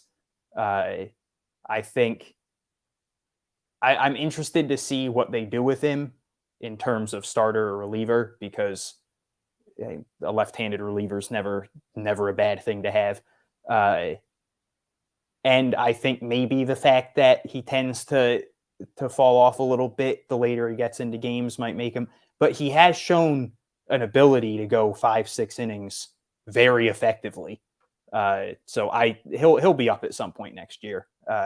But definitely an under the radar guy that I don't think gets the attention he deserves. Yeah, it's really interesting with what you said about how it's always 1 bad inning, and that's how I think he went into the 7th more than anybody in the entire rotation for them this year for the Blue Sox and for the Sea Dogs. And that this is a rotation that has Brayan Baio in it, that had Josh Winkowski, that had Connor Siebold. And, you can say what you want about Siebold, how he did in the majors. He was a force for dominant. Yeah. He was there is a reason he kept getting chances there, and that he'll probably get chances going into next year too. When everything's working for him, I don't know why he doesn't throw his changeup more at the big league level that he does. That's a good pitcher. So saying that Murphy was went deeper than most guys did, that actually means something there. Yeah. So next we've got 2 to go. We've got hitter of the year, and these are actually 2 guys that I don't think we've really talked much about, which is pretty cool. My runner-up for hitter of the year was Blaze Jordan. Aside from having the coolest name in minor league baseball since, Seth Schwindenhammer, Jordan actually can hit. And, his numbers were good in Salem. I think that he gets a little bit forgotten with Marcelo Meyer being there, just because Meyer is arguably the most talented guy they've had in the system since, Xander Bogaerts or somebody of that regard. But also, no one really is sure what to make of him. He's like 19 years old, tons of power, tons of strikeouts. Not really good defense at third base. Seems like he's probably going to end up a first baseman or a DH. But they brought him up to high A, and he just mashed. And he, I think, established himself from kind of an oddity because of all those YouTube videos he was posting. Yeah. To being a real legitimate prospect who we really could see. I think he'll probably start at Greenville next year, and I would be surprised to see him and Meyer at Double-A to end the season, especially if they keep hitting. But he's become someone to really keep an eye on. And his defense, it's not great, but I think he'll be able to stick at first base. He just better hit there because there's a lot of good hitting first basemen. Yeah. But he hits long home runs. He was having trouble catching up with velocity in Salem, but for some reason he was able to handle it a lot better at Greenville. Matched on the breaking stuff. So, we'll see. But I think he made a really good impression. Doubles power. I think he was second to the team for I forget if it was 30 or 32 doubles, but good amount of doubles, decent amount of homers. Not something to take that seriously with Salem just because of how cavernous the stadium is. But my number one is Nico Nukes, the Greek god of dongs, Nico Cavadas, who, aside from just being a lot of fun to nickname, had just one of the best offensive seasons in all of the minors. Especially Salem and Greenville. He ended up jumping. He played for 3 different teams, ended at Double-A, got selected for the Arizona Fall League. I think he had 102 walks, 26 home runs. Just very hard to argue against him being the best hitter in the system for 2022. Not much defense, not much speed. But the approach, his approach is so good. He has kind of a softball swing, so it's going to be really, really interesting to see how he handles Double-A and Triple-A pitching. Yeah, but he's got a really good eye. He's got a really good approach. He's a professional hitter. And I'm not sure if he's going to be like, I don't know, like Yordan Alvarez or somebody like that. Or Tristan Casas. I don't think he's quite the same level of hitter as either of those guys. But I think that there's a space for a guy like this in the majors now. I think that with the DH now having an additional 15 spots, I think that for a guy that's patient and hits the crap out of the ball and sees a lot of pitches, and he's got a good amount of baseball intelligence. Yeah. I think that there's a place for Nico Nukes, and I'm really excited to see his development it's going to be a make or break year for him. He's a little bit older. I think he was 23 when he was drafted, did all 4 years at Notre Dame, but boy can hit. Yeah, the guy, the first time I saw Nico Cavadas, he reminded me of a left-handed Mike Napoli. And I see that, and I think, I mean, the Red Sox connection is very true there. Obviously the beard and the tanks, and I think too, it's interesting, Ed, that you talked about Blaze Jordan and Nico Cavadas. I mean, Cavadas is in many ways like the maxed out, more extreme version of Blaze Jordan, right? With it's like Blaze Jordan really has to hit to make it work, and like there's some defense there, and it's even more extreme for Nico Cavadas. But yeah, I mean, it's always going to be a test for Nico Cavadas, and his low A and high A numbers were cartoonish. Like, they were unbelievable. The accolades don't even capture the scope of the damage he did. And, I mean, the 40% K rate at AA was a little bit expected, and that's been the test, and that's why he's in the Arizona Fall League right now. Is it may take him a little bit of time to adjust, but he definitely has a future, I think. And Mike Napoli was a very productive hitter, and for a long time. Mike Napoli did catch though, but a little bit different, yeah. But the most fun I had at a game this year, I made it down to the Hudson Valley. There's the Yankees affiliate for High A is there, and I got to see them in Greenville play. And the batting order was like, just in the heart of the order, it was Matthew Lugo, Nico Cavadas, Nick Northcutt, and Big Joe Davis, just all batting next to each other. And it was one of the most just so much fun to watch these guys hit all next to each other. And I think Nathan Hickey was in there too. That's another guy that we didn't really talk about, but who's just a good, solid hitter. That was just that High A team was a lot of fun to watch. So who have you got for yours, Hunter? I had Nico as my runner-up, and one of the things I loved about him was we were talking about the eye. It's not only that don't get me wrong, a phenomenal eye, but you could tell that pitchers didn't want to pitch to him. Like, it took him 2 weeks in High A for, if a pitcher got a 2-0 count or a 3-1 count on him, they were like, all right, well, let's just, if he doesn't swing, he doesn't swing, and we walked him. Yeah, let's just take our chances with Northcutt. It's fine. Definitely not much else going on with him. Like you said, it's hit or bust for him. But just, there's such a good combination of that power and eye that's going to lead to absurd on base percentages in the minors. And I think his big issue in AA was he was being almost too selective. There were a lot of times where he would get to like a 1-2 count and he didn't even swing the bat yet. And it's like, you're in a higher level now. They're not going to be throwing you everything around the plate. You got to, if you see a pitch down the middle, you got to swing at it. So I think that's something that he's probably going to adjust to next year. And then my winner, because I'm boring, was Cedar Rafaela. But I mean, just the 299, 342, 538 slash line. I mean, that's video game numbers. And the fact that he adds the extra dimension of the speed just kind of threw it in there for me. And getting 63 extra base hits.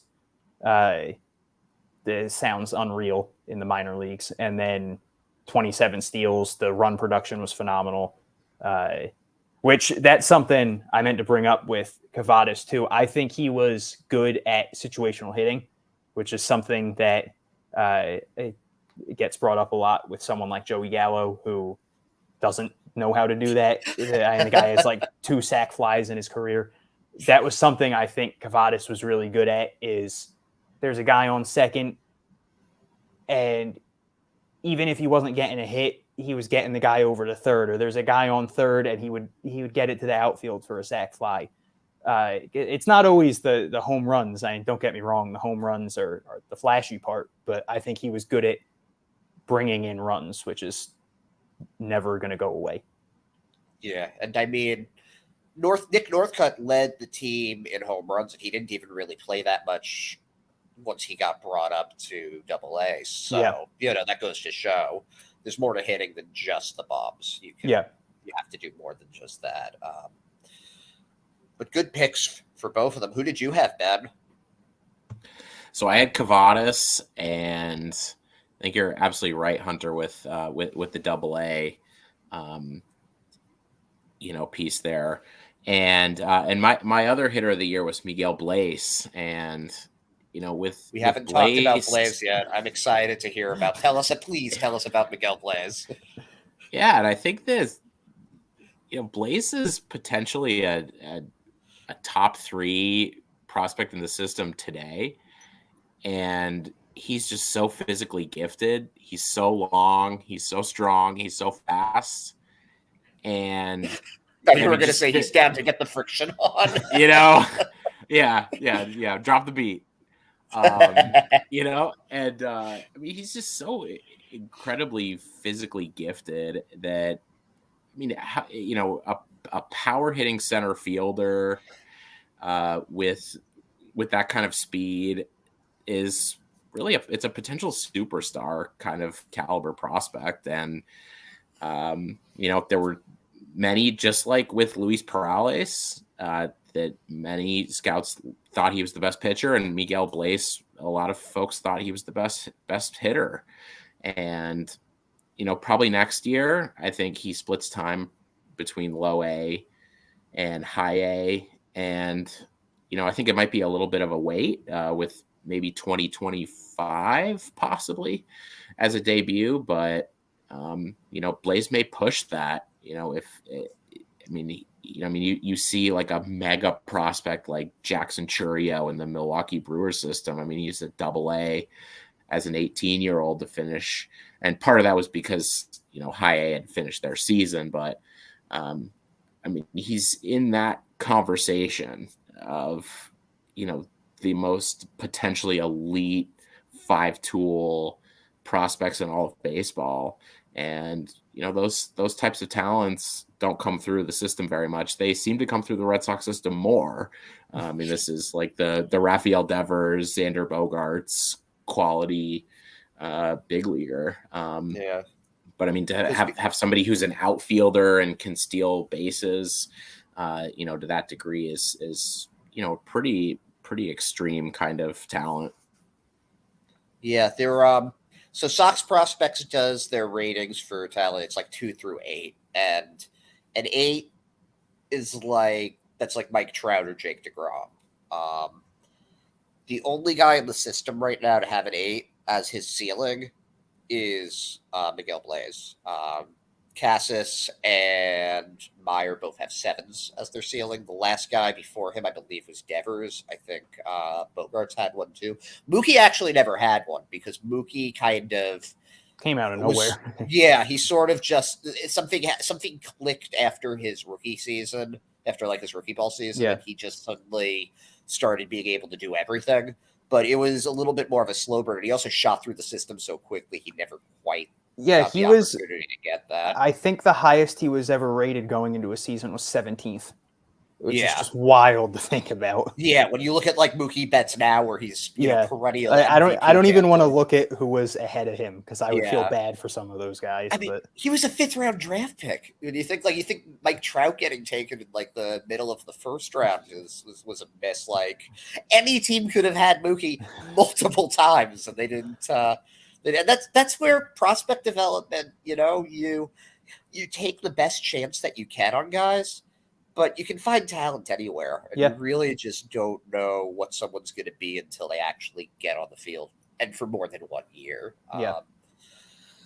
But that crushed me with Blaze was the fact that he got injured right at the end of the FCL season, and the talk was that he would get the last couple weeks in low A, and then 4 games before the end of the year, he got injured, and they were like, "Oh, well," and I was like, "Come on, that was my chance to watch him consistently for 20 games, 15 games." But I will say though, and we were talking about this a little bit before the show started, I appreciate you putting him on your top 30 list. Also, Hunter does this every year, and it's very much worth a read if you're into prospects, prospect prediction, prospect analysis. But he did a top 30. And he has a system of doing this where he hasn't seen them play, he doesn't put them on it. And if they've made it to the majors this year, he doesn't put them on it. But he made an exception for Blaze this year. I think he was third. He was 3rd, right? Yeah, and it's only the reasonable fourth. Okay, you put him. I know. I think it was Mata, Rafaela, and Meyer. Meyer were ahead of him. This is only the second exception, I guess. Last year I did Meyer because I couldn't not have him on the list too. Right, and it's going to be. I'm looking forward to seeing, where just honestly just getting the highlights from him. If you don't follow Hunter on Twitter, you're really missing out on, in my opinion, the best Red Sox highlights. You're really not seeing a lot of people post video of Red Sox. Hunter's there every day with them. Yeah, one of these days, minor league baseball is going to get me suspended because I'm posting all this. So. Well, you know what? It's good. It's good for them too. I just know that on like the Sox prospects boards, I'm always seeing like for like the they have like their message boards there where there's like a game day of. The highlights are always the Hunter Noll highlights. So you're doing a good job there, and I'm really excited to see Blaze on those for next year. But that's bringing us into our final category of the day on this prolonged episode. We're at over an hour and a half now. So our player of the year, the runner-up for me, and he hasn't really been mentioned on this list at all yet, despite being maybe the most hyped Red Sox prospect in a while. And he didn't even win it for me because he was boringly good, and that's Marcelo Meyer, who tore up Salem pitching. Everybody was complaining about him not getting called up to Greenville until like the last 3 weeks or whatever it was. Him and Jordan got called up at the same time.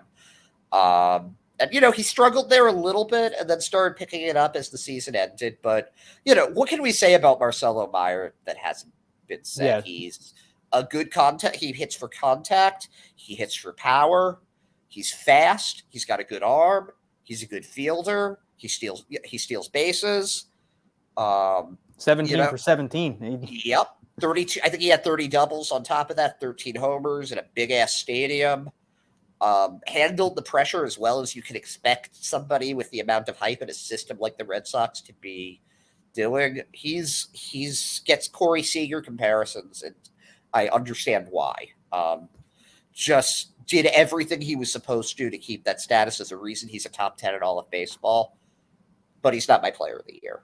My player of the year is Ceddanne Rafaela, because Ceddanne Rafaela went from being kind of a middle-of-the-road prospect to being a top 100 in all of baseball, and already somebody that people are talking about winning a Gold Glove. And it's really hard to argue those results. And just look at what he did at Double-A, where people, if you're going to struggle, it's going to happen between High A and Double-A. Double-A is a big difference, and he didn't miss a beat. The only thing, and this is something that the one thing that Rafaela needs to do to go from being Kike Hernandez potentially to being somebody that's more of a consistent all-star is figure out his approach. And this is a story that I have heard about him.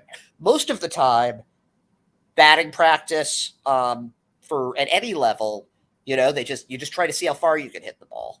You just take in your swings. You're trying to, in Salem, there's that hotel. They're trying to hit it onto or Greenville, there's the hotel. They're trying to hit it onto that. Ceddanne Rafaela, they will throw him a bunch of pitches outside in the middle of it, and he has to not swing at them. And that's what he really needs to fix, because Ben, you were talking about this earlier, that he's a good contact hitter. That's not always a good thing. He swings and hits pitches that he has absolutely no business making contact with, and then he just kind of grounds out to the pitcher. So, he's certainly still young enough that he can do this. I think he'll be 22 next season. He's a baby. It'll be interesting to see if they start him at Double-A or Triple-A next year. I could see either one happening. But if he can figure out how to lay off a few more pitches, maybe draw a few more walks in there, that's your center fielder for several, for a while. Big time. I love the pick. And I think, you're absolutely right, Ed. Taking the swing decisions, limiting the ones that he can really make damage on. Name that comes to mind for me would be Chris Taylor of the Los Angeles Dodgers. He's a shortstop and outfielder, posts much higher on base percentages. And, Kike Hernandez, if that's a floor or a comp or a similarity as an outcome for Rafaela, obviously a very good player. But yeah, I think that the swing decisions are really what would take him to an all-star caliber player. Yeah, and I don't want to say, like, his floor is Kike Hernandez. Nobody knows what someone's floor is really going to be, and nobody really knows what their ceiling is going to be. And I think you guys know this, following prospects the way that we do. You don't know what a player is going to be, but you take your best shot at it. And when somebody strikes you as doing things well, you note that. But I think it's important to, keep, like, they still have a lot of work to do. I think that it's a problem to be comparing Brayan Baio to Pedro Martinez and Cedar Rafaela to Mookie Betts when, like, you're only setting them up for failure at that point. Exactly. Exactly. It's fun to dream about them. It's fun to get excited about them. And, they've done every reason for us to get excited about. But, it's one thing to do it at AAA. It's another to do it at the big league level. Yeah. But, these guys are making it hard not to at least think about it, But also for every Mookie and Pedro, there's Henry Owens and there's Lars Anderson, where everybody's jacked up and and it doesn't work out. So it's so risky to throw labels on people because things change, things happen. Exactly. Talent, there's no monopoly on talent out there. And making the difference between guy A and guy B in the big leagues, you can't just put numbers on it. There's a lot more to it than that.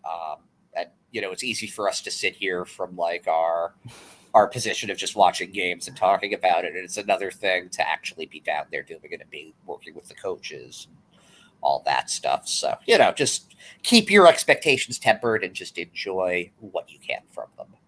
But those are my picks for Player of the Year. Let's let Ben go, and then Hunter will wrap us up.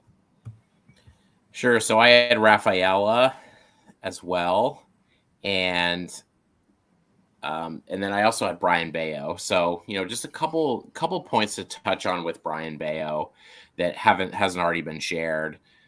Baio clearly has excellent stuff, and on Baseball Savant, the comparison is Luis Castillo, who I think really opened a lot of eyes for Red Sox fans when the Cincinnati Reds at the time came to Fenway, and oohed and awed, everyone said, "Is this Pedro, the reincarnation of Pedro Martinez?" Right, and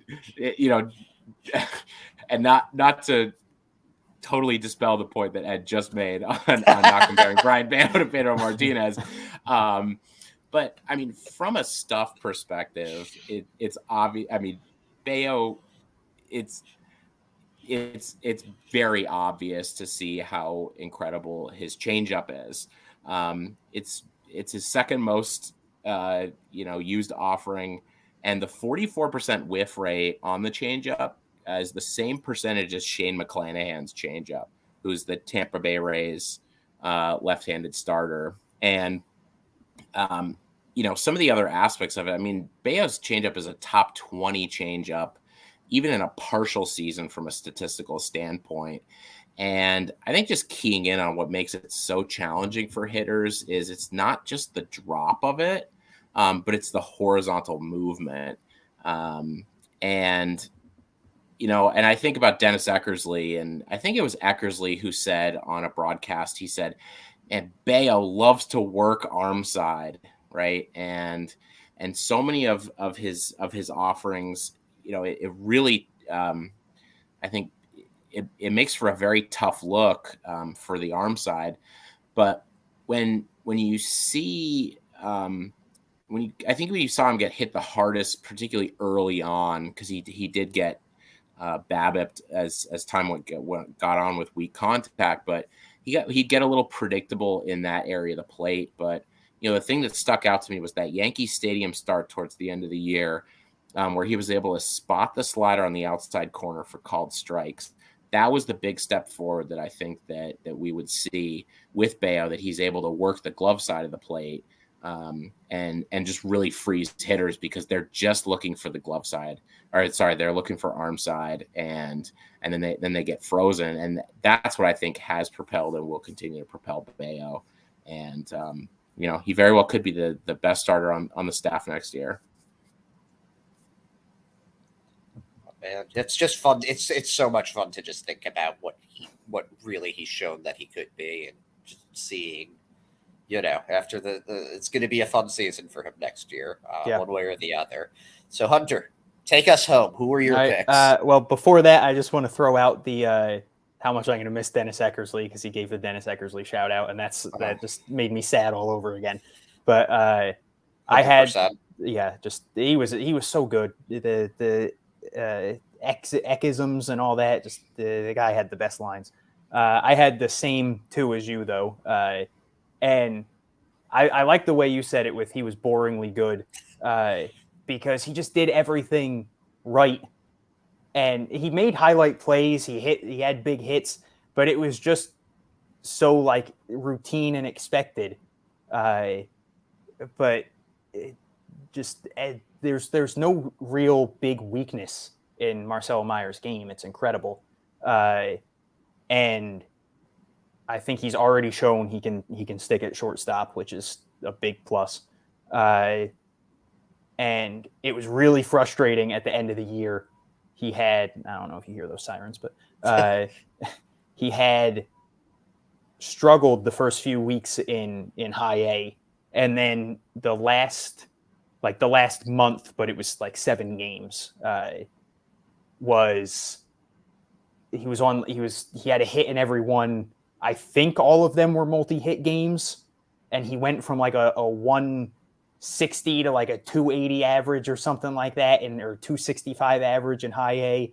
And it was like, if they could have just had another 1 or 2 weeks there, I would have loved to see if he could have gotten up over 300, because he clearly got comfortable and figured out the pitching. But just overall, it was a phenomenal season. And then for the fourth time, I'm giving Cedon an award. So that one was pretty predictable. And talking about the pitch selection, he did have randomly like 2 stretches in the year where he would walk like 9 times in a week.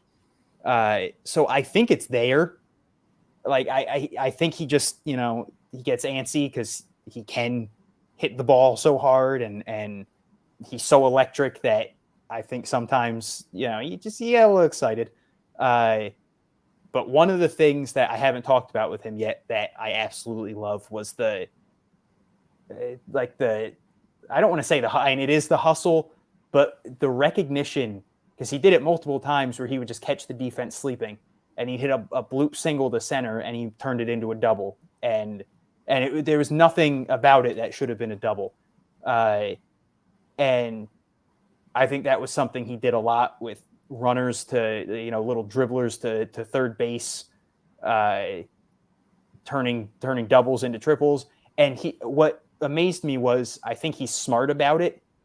He doesn't run into too many outs on the base paths, so that adds a little something to it. I think another thing he did a few times would, someone would be going from third to home, and he would notice that they were going to get out, and he would start dancing on second base, and he caused the pitcher to throw back to him, and he'd be safe at second, and guy would get home.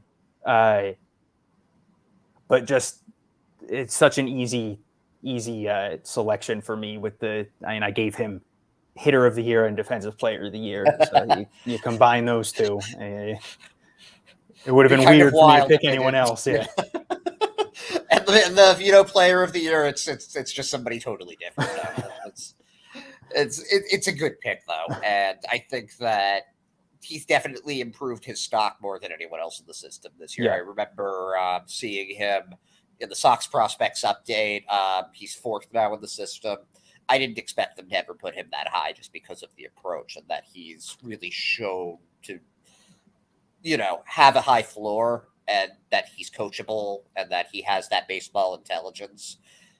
I think there's a good chance we see him in the majors next year. I think that Brian Mott is probably the most likely of anybody in the system, but I think Raphael or maybe Brandon Walter would be the next guy there, because I think that even just for the defense and the speed, that's I'd imagine Walter would have made it this year if he didn't get injured. 100%.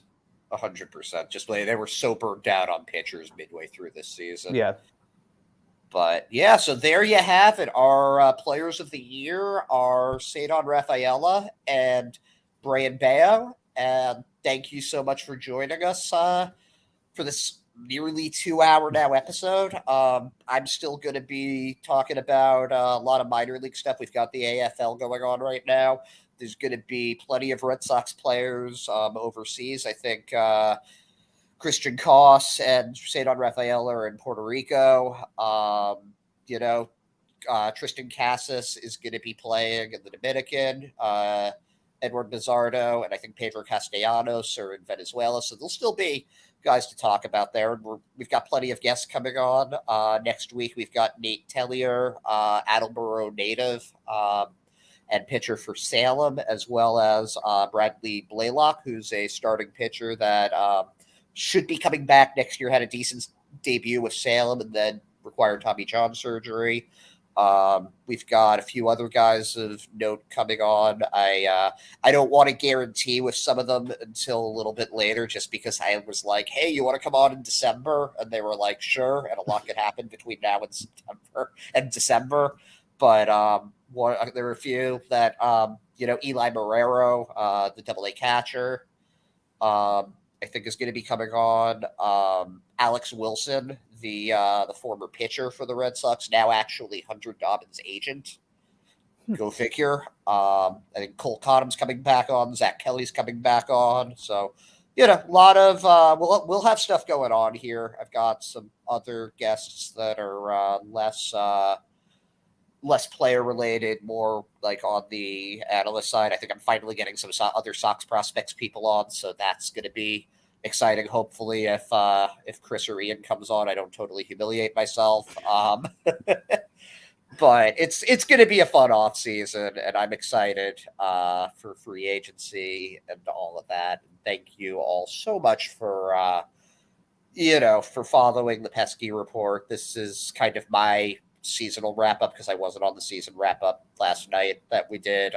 It's been a pretty big season for us, a pretty big year.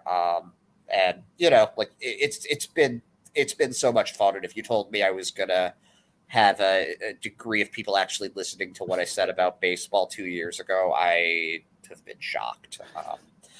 Do you guys have why don't Ben and Hunter, why don't you tell us where people can find you? Because you two are two of the best minor league people I know, as far as following the Red Sox system, and it's a damn shame if they made it through all of this 2-hour episode and they don't even know where to follow you. Well, Ed and Hunter, this has been a great time. So thank you both so much, and really respect the work you both do. And you can follow me on Twitter or at Prospects1500. My Twitter handle is at TBDubs11, and that's at TBDUBBS11. And right now, the Prospects 1500 team is doing a really fun thing called the Too Early MiLB mock, where we're picking only minor league eligible players in a fantasy style draft. I selected Miguel Blaze at 121st overall, and that is rolling. That's a steal. It's a steal. And so that's rolling throughout really the month of October. And, again, just, huge thanks to both you guys for having me on and talking Red Sox. I'm right there with you, Ed. If you would have told me not long ago that anyone cared about my opinion, I would have been shocked. So that it feels weird, but on Twitter, Hunter _Noll, HUNTER_NOLL, and then just Bo Sox Injection. Go read whatever you can on there. Everybody's great. And yeah, thanks for having me on. It's been a lot of fun, and it's been weird. Well, we'll see you guys next time. Thank you so much. And great minor league season. Lots to look forward to. Yep. Thanks for watching. Make sure to follow us on Instagram, Twitter, and Facebook at Pesky Report. Make sure to like, subscribe, and leave a review. Thank you for listening to this Belly Up Sports Podcast Network product. Some said we go belly up, so we made it our name. And we're still here.